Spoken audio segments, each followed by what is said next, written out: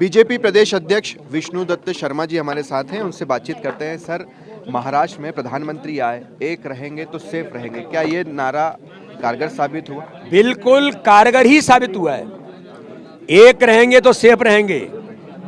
आज इस नारे पर, प्रधानमंत्री मोदी जी के नेतृत्व पर, विकास और गरीब कल्याण पर और कार्यकर्ताओं के अथक मेहनत और परिश्रम, अमित शाह जी जैसे हमारे नेतृत्व की कुशल रणनीति, नड्डा जी के अथक मेहनत और परिश्रम, और आज हम देखते हैं कि महाराष्ट्र के अंदर जो तुष्टीकरण की राजनीति कांग्रेस और इंडी गठबंधन करना चाहती थी, फूट डालो राज करो, इसको आईना महाराष्ट्र की जनता ने प्रधानमंत्री मोदी जी के नेतृत्व में विश्वास दिया है, जनता ने आशीर्वाद दिया। झारखंड में क्या ये नारा काम नहीं कर सका, बटेंगे तो कटेंगे या फिर एक रहेंगे तो सेफ रहेंगे? नहीं, झारखंड में भी आप देखिए, सिंगल लार्जेस्ट पार्टी है Bharatiya Janata party, single largest party, और वोट शेयर भी भारतीय जनता पार्टी का बढ़ेगा।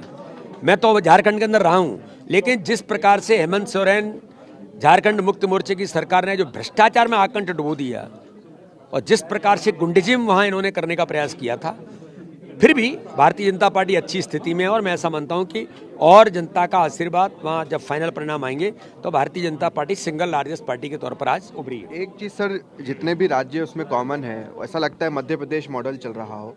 लाडली बहना योजना चुनाव से पहले, मैं पूरा सवाल एक बार आपको बता देता हूं। जैसे महाराष्ट्र में ये योजना शुरू हुई, वहां पर भी हम उसका असर देख रहे हैं। हरियाणा में भी हमने देखा, जहां जहां सरकार है, यानी झारखंड में भी सरकार है, सोरेन सरकार 1000 रुपए दे रही थी, वहां पर कोई भी सरकार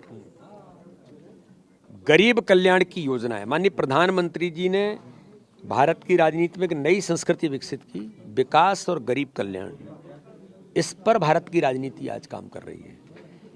पहले भी लोग सहायता देते थे, लेकिन कांग्रेस के प्रधानमंत्री क्या कहते थे कि 1 रुपया भेजते हैं गरीब को, 85 पैसे भ्रष्टाचार में चला जाता है। चाहे कोई भी योजना लागू कर लो आप, दलाल बिचौलिए खा जाते थे। लेकिन प्रधानमंत्री मोदी जी ने कहा कि डायरेक्ट बेनिफिट ट्रांसफर, देश के अंदर एक नई संस्कृति विकसित होगी। 1 रुपया गरीब के लिए जाता है तो 1 रुपया ही गरीब के खाते में पहुंचता है, तब कोई भी योजना प्रभावी होती है। तो विकास और गरीब कल्याण की एक नहीं, जितनी योजनाएं काम कर रही हैं, प्रधानमंत्री आवास सामान्य योजना है, आयुष्मान भारत 5 लाख रुपए का फ्री का इलाज कराने का अधिकार सामान्य योजना है।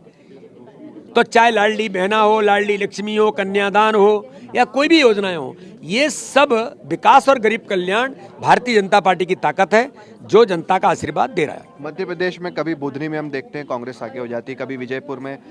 आखिरी परिणाम क्या होगा? जनता पार्टी मध्य प्रदेश की दोनों सीटें ऐतिहासिक बहुमत से जीते।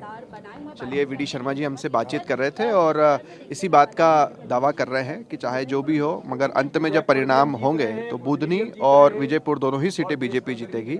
साथ ही साथ महाराष्ट्र में प्रधानमंत्री का जो नारा था, एक रहेंगे तो सेफ रहेंगे, कारगर साबित हुआ है।